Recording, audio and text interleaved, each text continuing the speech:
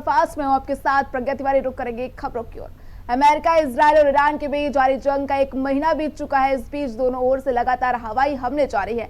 भारी जंग के बीच अमेरिका ने अपने अधिकारियों पर बड़ी कार्रवाई की है। अमेरिका के रक्षा मंत्री पीट हेगसेथ ने army chief general Randy George अलावा 2 वरिष्ठ सैन्य अधिकारियों को पद से हटाने का फैसला किया है। जानकारी के मुताबिक हटाए गए अफसरों में आर्मी के ट्रांसफॉर्मेशन एंड ट्रेनिंग कमांड के चीफ जनरल डेविड होटने और आर्मी के चैपलिन कॉर्प्स के chief general William green junior शामिल हैं। जबकि दूसरी तरफ राष्ट्रपति डोनाल्ड ट्रंप ने ईरान से समझौते को लेकर कहा कि अगर ये डील नहीं हुई तो उपराष्ट्रपति जेडी वैंस को दोषी ठहराया जाएगा। अगर डील हो जाती तो मैं इसका पूरा क्रेडिट लूंगा। ट्रंप ने ये बात व्हाइट हाउस में आयोजित ईस्टर लंच के दौरान मजाक करते हुए कही। वहीं संयुक्त राष्ट्र सुरक्षा परिषद में बहरीन के प्रस्ताव पर आज होने वाली वोटिंग टाल दी गई है। अब इस प्रस्ताव पर कल वोटिंग की जाएगी।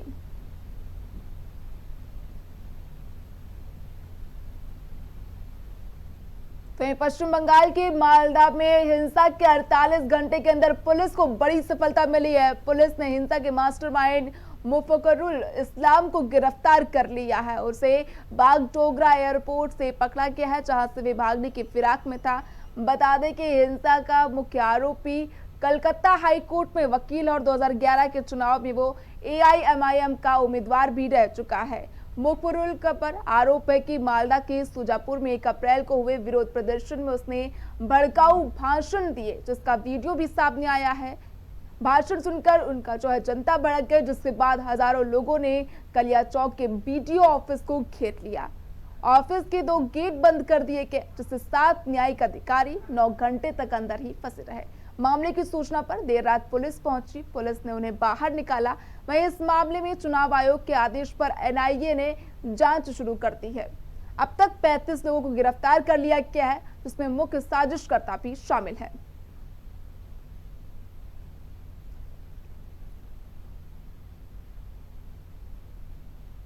एनआईए ने इस मामले की जांच शुरू करती है। मालदा घटना के जो मास्टरमाइंड है उसको गिरफ्तार कर लिया गया है। देखिए, इलेक्शन कमीशन ने एनआईए को ये मामला सौंप दिया है और एनआईए जांच करेगी। एनआईए जो मुख्य मुलजिम है उस तक पहुंच भी गई है। कोई बख्शा नहीं जाएगा। ममता बनर्जी और टीएमसी जिस तरह का माहौल बंगाल में खड़ा करना चाहते हैं वो उसमें कामयाब नहीं होंगे।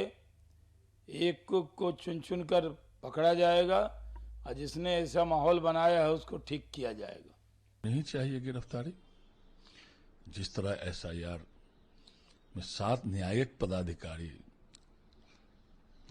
जो न्यायालय के देखरेख में एसआईआर का काम चल रहा है, उसमें जिस तरह हमला किया गया, रात में 11-12 बजे उनको निकाला गया किसी तरह, और माननीय मुख्यमंत्री ममता बनर्जी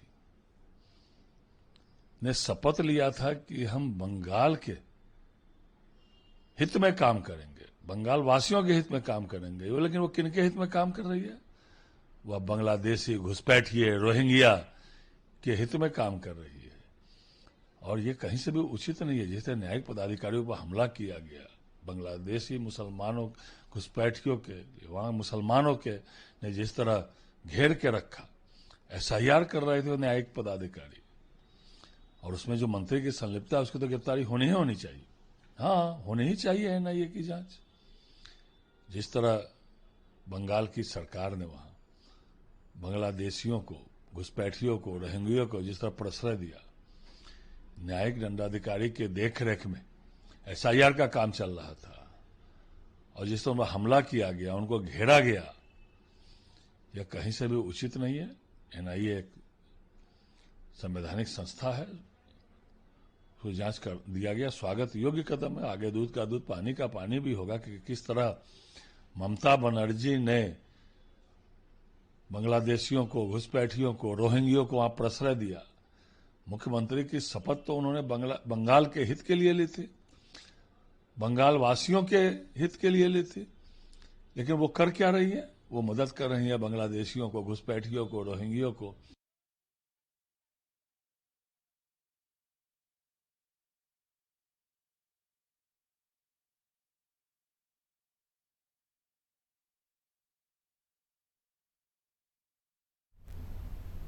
पश्चिम बंगाल के मालदा के कलियाचक मामले में सीआईडी ने बड़ी कार्रवाई करते हुए मास्टरमाइंड वकील इस्लाम को गिरफ्तार कर लिया। उसे बागडोगरा एयरपोर्ट से गिरफ्तार किया गया जब वो फरार होने की कोशिश में था। उत्तर बंगाल के एडीजी के जयरामन ने बताया कि अब तक 35 लोगों की गिरफ्तारी हो चुकी है और 19 मामले दर्ज कर लिए गए हैं। उन्होंने कहा कि इस्लाम ही मुख्य भड़काने वाला आरोपी है, उससे पूछताछ जारी है। इस मामले की गंभीरता को देखते हुए एनआईए के जांच संभालने की संभावनाएं भी जताई जा रही हैं। इसके साथ ही प्रशासन ये भी जांच कर रहा है कि बचाव कार्य में देरी क्यों हुई है। तो वहीं इस घटना को लेकर सियासत भी तेज हो गई है। बिहार बीजेपी अध्यक्ष संजय सरावगी ने घटना की निंदा करते हुए दोषियों की जल्द गिरफ्तारी की मांग की और ममता बनर्जी सरकार पर कानून व्यवस्था को लेकर सवाल भी उठाए हैं। वहीं इस घटना की जांच एनआईए को सौंपे जाने को लेकर पी संजय सरावगी समेत तमाम बीजेपी नेताओं ने बयान दिया। उन्होंने कहा कि चुनाव आयोग का फैसला स्वागत योग्य है, जो भी सच्चाई है वो सामने आ जाएगी, दोषियों पर कड़ी कार्रवाई की जाएगी।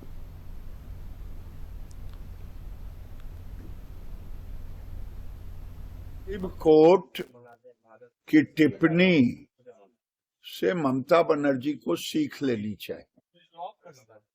ममता बनर्जी 15 साल के अपने शासन काल में केवल ध्रुवीकरण की राजनीति की है और जनता के सामने न गरीबी की बात करती, न बेरोजगारी की बात करती, न हिंसा की बात करती, न दुष्कर्म पर हुए सवाल पर बात करती। और तो और जो सबसे बड़ा कांड हुआ वहां शिक्षकों की बहाली पर नहीं बात करती। मैं बार बार कहता हूं, 7th पे कमीशन कर्मचारियों के लिए लागू नहीं किया। सुप्रीम कोर्ट ने जो टिप्पणी की है, मैं सुप्रीम कोर्ट से निवेदन करूंगा कि ममता बनर्जी के रहते वहां निष्पक्ष चुनाव नहीं हो सकता और ममता बनर्जी पूरे सरकारी कर्मचारियों का राजनीतिकरण कर दी है। इसलिए लोगों का भरोसा उठ गया। देखिए, जो पश्चिम बंगाल में जो जघन्य आपराधिक अराजकता है वो जुडिशियल ऑफिसर्स के अपहरण तक पहुंच जाए, तो इसका मतलब आपको समझना होगा कि वहां पर लॉ एंड ऑर्डर की मशीनरी किस तरह से अराजक तत्वों के हाथों में, एंटी नेशनल फोर्सेस के हाथों में बंधक बनी हुई है। और ये जघन्य अराजकता जो है वो अगर जुडिशियल ऑफिसर्स के अपहरण का जो है वो किस्सा दिखाई पड़े, तो ये आपको समझ लेना चाहिए कि किस तरह से बेखौफ होकर के ये जो सरकार के संरक्षण में गुंडे, माफिया, अराजक तत्व, एंटी नेशनल फोर्सेस जो है वो पश्चिम बंगाल का कितना नुकसान किया है उन्होंने इस दौरान, आपको समझना होगा। इसीलिए पश्चिम बंगाल की जनता जो है इस जंगल राज से मुक्ति और मंगल राज की स्थापना के लिए काम कर रही है और इस बात का एहसास पश्चिम बंगाल में जो लोग अभी सरकार में हैं, तृणमूल कांग्रेस और ममता दीदी, उनको भी इस बात का एहसास हो चुका है। तो इस घटना को लेकर कांग्रेस सांसद प्रमोद तिवारी ने भी कड़ी निंदा की है। इसके साथ ही उन्होंने चुनाव आयोग की भूमिका पर भी गंभीर सवाल उठाए। उन्होंने कहा कि लोकतंत्र में चुनाव निष्पक्ष और भयमुक्त होने चाहिए, लेकिन बंगाल में स्थिति चिंताजनक है। एक बात बहुत स्पष्ट करना चाहता हूं, लोकतंत्र में चुनाव निष्पक्ष, बिना किसी डर, किसी भय के, पक्षपात के होना चाहिए।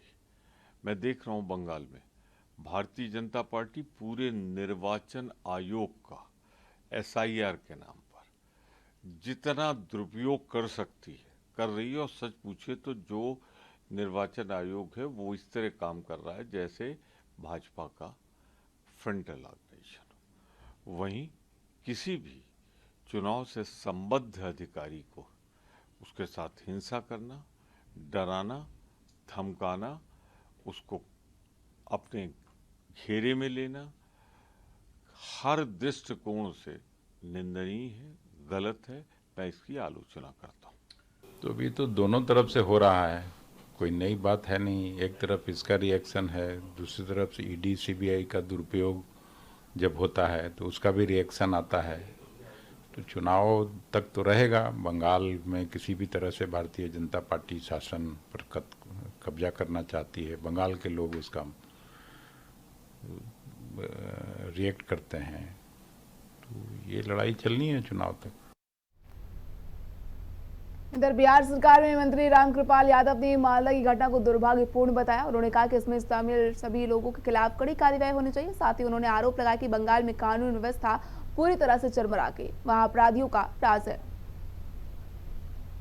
मालदा घटना दुर्भाग्यपूर्ण है।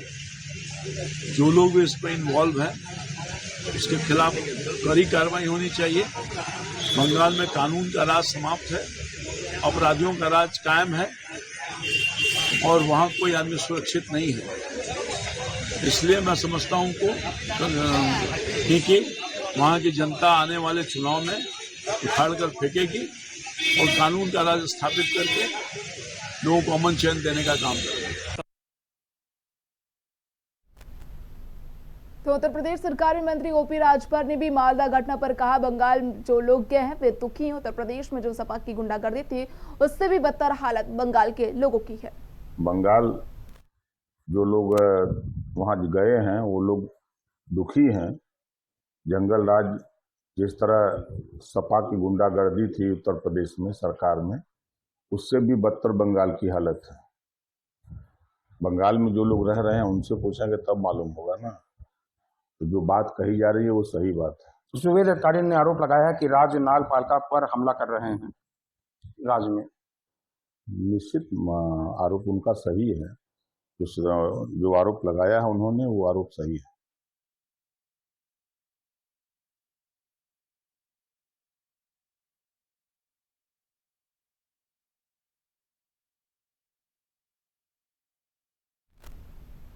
वह आम आदमी पार्टी के भीतर इन दिनों सब कुछ ठीक नहीं चल रहा है। दिल्ली विधानसभा चुनाव में बीजेपी से मिली करारी हार के बाद पार्टी पहले से ही दबाव में है।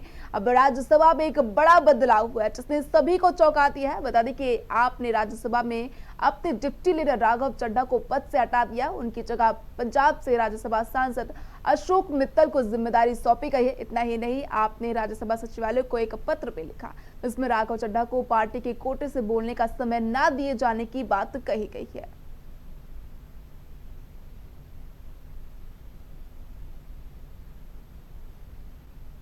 वहीं अब आम आदमी पार्टी के सांसद राघव चड्ढा ने अपने बयान से सियासी हलचल मचा दी है। आपको बता दें, राघव चड्ढा ने बयान जारी कर कहा कि और उसमें आम आदमी पार्टी पर आरोप लगाया, उन्हें संसद में बोलने से रोकने की कोशिश की जा रही। उन्होंने कहा कि जब भी उन्हें संसद में बोलने का मौका मिलता है वे जनता के हित के मुद्दे उठाते हैं जिन पर आमतौर पर चर्चा नहीं होती। उन्होंने सवाल उठाया कि क्या जनता की आवाज उठाना कोई अपराध है। राघव चड्ढा ने दावा किया कि आम आदमी पार्टी ने ही राज्यसभा सचिवालय को पत्र लिखकर उनके बोलने पर रोक लगाने की मांग की है। उन्होंने कहा कि वे हमेशा आम लोगों के हितों की बात करते हैं, इससे किसी को परेशानी नहीं होनी चाहिए। अपने समर्थकों को धन्यवाद देते हुए उन्होंने कहा कि वे आगे भी जनता की आवाज उठाते रहेंगे। इसके साथ ही उन्होंने विरोधियों को भी चेतावनी दी और कहा कि उनकी खामोशी को कमजोरी ना समझी जाए। मुझे जब जब पार्लियामेंट में बोलने का मौका मिलता है मैं जनता के मुद्दे उठाता हूँ और शायद ऐसे टॉपिक्स उठाता हूँ जिसे आमतौर पर संसद में नहीं उठाया जाता है। लेकिन क्या जनता के मुद्दे उठाना, पब्लिक इश्यूज पे बात करना कोई अपराध है? क्या मैंने कोई गुनाह कर दिया, कोई गलती कर दी? Have I done something wrong? ये सवाल आज मैं इसलिए पूछ रहा हूं क्योंकि आम आदमी पार्टी ने राज्यसभा सेक्रेटेरिएट को ये कहा है कि राघव चड्ढा के पार्लियामेंट में बोलने पर रोक लगा दी जाए। जी हां, आम आदमी पार्टी ने पार्लियामेंट को ये सूचित किया है कि राघव चड्ढा को पार्लियामेंट में बोलने का मौका ना दिया जाए। अब भला कोई मेरे बोलने पर रोक क्यों लगाना चाहेगा? मैं तो जब बात करता हूं देश के आम आदमी की बात करता हूं।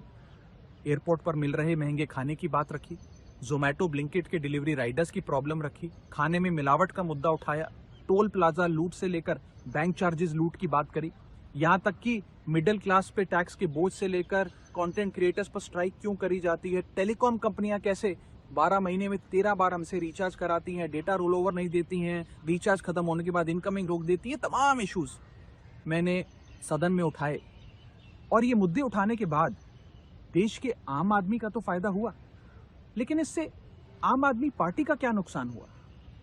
भला कोई मुझे बोलने से क्यों रोकना चाहेगा? कोई मेरी आवाज को क्यों बंद करना चाहेगा? मैं उन्हें भी कुछ कहना चाहता हूं। मेरी खामोशी को मेरी हार मत समझ लेना। मेरी खामोशी को मेरी हार मत समझ लेना। मैं वो दरिया हूं जो वक्त आने पर सैलाब बनता है।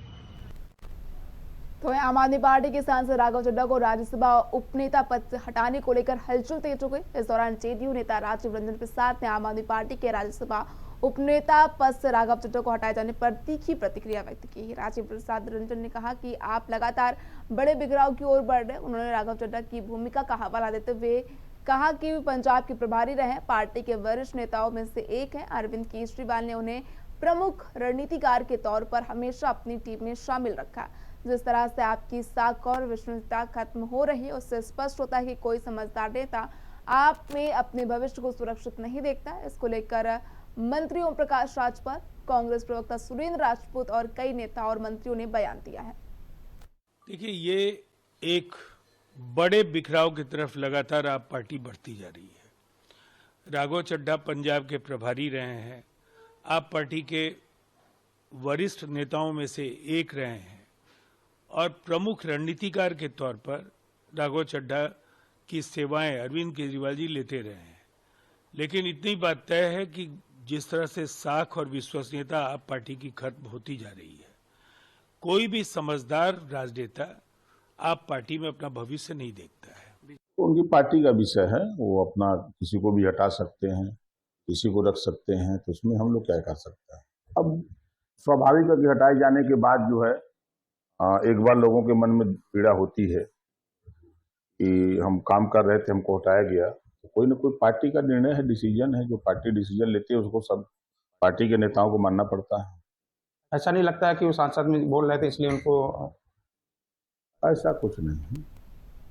तो वहीं कांग्रेस नेता राकेश सिन्हा ने आम आदमी पार्टी के राज्यसभा उपनेता पद से राघव चड्ढा को हटाए जाने पर अपनी प्रतिक्रिया व्यक्त की है। राकेश सिन्हा ने कहा कि आप अब अंतर्द्वंद की स्थिति में फंस गई। राघव चड्ढा को पद से हटाए जाने का यही परिणाम है। उन्होंने राघव चड्ढा की तारीफ करते हुए कहा कि वे हमेशा जनहित के मुद्दों को राज्यसभा में उठाते हैं। अरविंद केजरीवाल से सवाल किया कि आखिर क्यों राघव चड्ढा को उपनेता के पद से हटाया गया। वे लगातार जनता के हित में काम कर रहे हैं। उनका बयान पार्टी के भीतर जारी विवाद और नेतृत्व पर उठ रहे सवालों को उजागर करता है। वहीं बीजेपी नेता आरपी सिंह ने भी बयान दिया है। देखिए, उनकी पार्टी का आंतरिक मामला है, किसको नेता बनाए, किसको उपनेता बनाए। लेकिन एक चीज तो तय है कि राघव चड्ढा जी जिस तरीके की बातें कर रहे थे वो शायद अरविंद केजरीवाल को पसंद नहीं आ रही होंगी, क्योंकि अरविंद केजरीवाल की पार्टी में अरविंद केजरीवाल के अलावा अगर टीवी पे किसी का चेहरा चले तो अरविंद केजरीवाल को शायद अच्छा नहीं लगता। अरविंद केजरीवाल जी चेहरा चमकाने के चक्कर में लगे रहते हैं, जनता के हितों से उन्हें कोई मतलब नहीं। आम आदमी कहने वाले आखिरी समय कब उन्होंने ट्रेन में सफर किया होगा बता नहीं सकते, वो कब उन्होंने बस में सफर किया होगा बता नहीं सकते। हाँ, पंजाब के स्टेट प्लेन से और हर दूसरे दिन वो देश भर में घूमते रहते हैं। क्या पंजाब का स्टेट प्लेन केजरीवाल के लिए बना हुआ है? तो केजरीवाल जी का एक मुख्य वो है कि उनसे ज्यादा चेहरा किसी का नहीं चमकना चाहिए, ना राघव चड्ढा का, ना संजय सिंह का। नहीं, देखिए, आप अब तो हमें लगता है कि आप पार्टी अब अंतर्द्वंद में फंस गई है और ये अंतर्द्वंद का ही परिणाम है। राघव चड्ढा जनहित के मुद्दे लोकसभा राज्यसभा में उठाते रहे हैं, चाहे वो पूंजीपति अडानी का एयरपोर्ट का मामला हो या मोबाइल के टैरिफ का मामला हो, तमाम मामले को जनता की सुगमता के लिए उठाते रहे हैं। तो हमें लगता है कि अब केजरीवाल साहब समझें कि क्यों उन्हें उपनेता के पद से हटाया गया, लेकिन वो जनहित के मुद्दे राज्यसभा में लगातार उठाते रहे हैं। ये उनकी पार्टी का इंटरनल मैटर है, वो राघव चड्ढा को हटाएं, अशोक मित्तल को लेकर आए। अब ये अरविंद केजरीवाल साहब की किस पर नजर है या कौन उनकी ज्यादा चिंता कर रहा है, ये अरविंद केजरीवाल साहब या उनकी पार्टी को देखना है। अशोक मित्तल वहां पर लवली यूनिवर्सिटी चलाते हैं और खूब पैसे वाले आदमी हैं, ऐसी जानकारी है।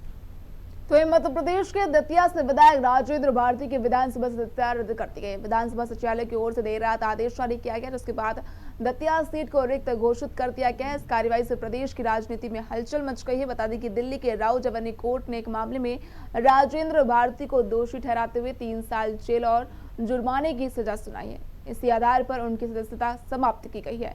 विधानसभा के प्रमुख सचिव अरविंद शर्मा देर रात विधानसभा पहुंचे और आवश्यक प्रक्रिया पूरी कर आदेश जारी किया गया। साथ ही अधिसूचना भी जारी की गई है।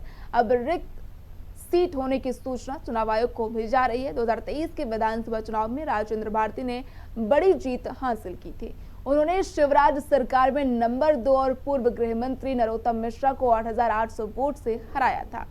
दरअसल जनप्रतिनिधित्व अधिनियम के तहत अगर किसी विधायक या सांसद को 2 साल या उससे अधिक की सजा होती है तो उसकी सजा स्वतः समाप्त हो जाती है। इसी प्रावधान के तहत ये कार्रवाई की गई है।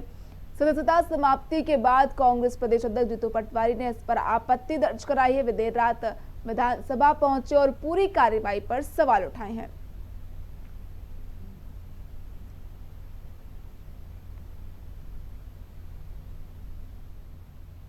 बिहार में एक बार फिर जहरीली शराब से मौत होने की खबर सामने आई है। यहाँ मोतिहारी में 4 लोगों की जान चली गई, जबकि 15 की हालत गंभीर बताई जा रही है। जानकारी के मुताबिक इनमें से 6 की आंखों की रोशनी चली गई है। बीमार लोगों में से 3 की हालत नाजुक बनी हुई है। सभी का इलाज अलग अलग अस्पतालों में चल रहा है। मामला रघुनाथपुर थाना क्षेत्र के बाल गंगा गांव से शुरू हुआ, फिर आसपास के इलाकों में फैल गया। वहीं शराब कांड पर एसपी ने कार्रवाई की है। तुरकौलिया एसएचओ उमाशंकर मांझी को सस्पेंड कर दिया गया है, जबकि चौकीदार भरत राय को गिरफ्तार कर लिया गया है। तुरकौलिया और रघुनाथपुर थाने में मामले को लेकर हत्या का मुकदमा दर्ज कराया गया है। ये केस मृतकों के परिवार की शिकायत पर दर्ज किया गया है। ये अभी तो मामला संदिग्ध है। अब एक रात में आया हुआ तो पोस्टमार्टम करने के लिए, तो पोस्टमार्टम रिपोर्ट के बाद ही पता चलेगा कि वो शराब पिए हैं कि नहीं पिए हैं। और दूसरा, वैसे ही संदिग्ध कुछ पेशेंट लोग आए हैं हमारे पास, मैंने 6 या 7 के आसपास में, तो वो लोग का इलाज चल रहा है हमारे पास। उसमें से सिर्फ एक आदमी रेफर हुए हैं मुजफ्फरपुर, बाकी सब ठीक है। इलाज चल रहा है। हाँ, इलाज चल रहा है। कुछ लोग की आँख की रोशनी भी जाने की बात है। हाँ, ऐसा थोड़ा थोड़ा कुछ लोग बता रहा था, कहा कि रोशनी में थोड़ा सा अंतर आ रहा है, तो उसको अब हम आँख विभाग में भेज रहे हैं जाँच करने के लिए। अभी तो 4 लोगों की मृत्यु हो चुकी है। उसमें से कुछ लोगों की पोस्टमार्टम हुई है। एक आध तो पहले वो खुद डिस्पोज कर दिए थे सुबह सुबह, तो उनका पोस्टमार्टम नहीं हो पाया है। बाकी 3 का पोस्टमार्टम हम लोग करवा रहे हैं। एक का पोस्टमार्टम प्रमोद यादव को करके रात में ही परिजन को सौंप दिया गया था। उनकी तरफ से आवेदन भी आया, वो FIR हो चुका है। और उसमें जिन पर आरोप लगा है तो हीरा लाल राय हैं, उनको अरेस्टिंग हो गई है। एक जम्बू बैठा है, उनकी भी अरेस्टिंग हो गई है। और और भी मतलब 12-15 लोगों की अरेस्टिंग अभी तक हुई है। तो परिजनों के द्वारा या जो घायल व्यक्ति हैं उनके द्वारा बताया गया जिसका नाम, उन सब की अरेस्टिंग हो चुकी है। और उसमें एक चौकीदार को भी डिटेन किया गया है ना, तो उनको भी संलिप्तता अगर होगा तो उनको जेल हम लोग भेजेंगे। 6 लोग अभी इलाजरत हैं, जो 2 हैं RC ये मदन राज हॉस्पिटल में यहाँ पर ही मोतिहारी में, और 3 लोग रेफर हो गए हैं मुजफ्फरपुर, तो उनका हालत वहाँ से पता करके बताएंगे। एक राजेंद्र यादव हैं जो सदर हॉस्पिटल में भर्ती हैं, जिनको देखने के लिए हम लोग आए हुए हैं। अब बाकी 7 लोग हैं जो इलाज करवाए हैं और वो सुरक्षित हैं, वो घर चले गए। हाँ, अभी प्रथम दृष्टिया तो यही लग रहा है कि शराब की सेवन किए हैं ये लोग। हाँ, चेन पकड़ा गया है। चेन पकड़ा गया है। इस चेन में हो सकता है और लोगों का नाम जुड़े, तो उसको हम लोग कार्रवाई करेंगे। लेकिन जो फर्स्ट मतलब स्टेप में जिनसे ये माल खरीदे हैं उनकी अरेस्टिंग हो गई है और पूछताछ की जा रही है कि वो कहाँ से माल लाए हैं, तो उस चेन को हम लोग खंगाल रहे हैं। जल्दी से उसकी भी गिरफ्तारी। मेरठ में एक मामूली बात को लेकर 2 पक्षों में भारी विवाद हो गया। इस दौरान दोनों पक्षों के बीच जमकर लाठी डंडे चले, साथ ही धारदार हथियार का भी इस्तेमाल किया गया। मारपीट में महिलाएं भी शामिल थे। इस मारपीट में दोनों पक्षों करीब 6 से अधिक लोग घायल हुए हैं। जानकारी के मुताबिक मामला सरदना थाना क्षेत्र के नाहली गांव का है, जहां शादी में भात देने को लेकर 2 पक्षों में कहासुनी हो, जो देखते ही देखते मारपीट बदल गई। इस बीच लाठी डंडों के साथ धारदार हथियार का भी इस्तेमाल किया गया, जिसमें कई लोग घायल हो गए। इस मामले में 4 लोगों के खिलाफ नामजद केस दर्ज कराया गया है। इस पूरे मामले का वीडियो भी सामने आया है, जिसमें 40 से 50 लोग लाठी डंडों से मारपीट करते हुए नजर आ रहे हैं। तो वहीं मणिपुर में सुरक्षा बलों को बड़ी सफलता हाथ लगी। सुरक्षा बलों ने सशस्त्र समूहों के खिलाफ चल रहे अभियान के तहत कई जिलों से हथियार, गोला बारूद और विस्फोटक बरामद किए हैं। जानकारी के मुताबिक सुरक्षा बलों ने बिष्णुपुर जिले में सर्च अभियान चलाया। इस दौरान सुरक्षा बलों ने उपकपी खुनो मामंग लेकाई और पास के लोकतक झील क्षेत्र से एक पिस्टल, 3 जुदा कारतूस, एक हाई विस्फोटक हैंड ग्रेनेड, एक सिंगल बैरल वाली बंदूक, एक खाली कारतूस और 5 12 बोर कारतूस जब्त किए गए। इसी दौरान चुराचंदपुर के डम्पीरिज में एक महत्वपूर्ण कार्रवाई की गई है, जहां सुरक्षा बलों ने एक मॉडिफाइड AK-47 राइफल, 2 12 बोर राइफलें, मैगजीन सहित 2 9 मिलीमीटर पिस्तौल, 4 मोर्टार, 80 से अधिक जिंदा कारतूस, 2 bullet proof jacket, walkie talkie और 1 किलोग्राम विस्फोटक जब्त किया गया है।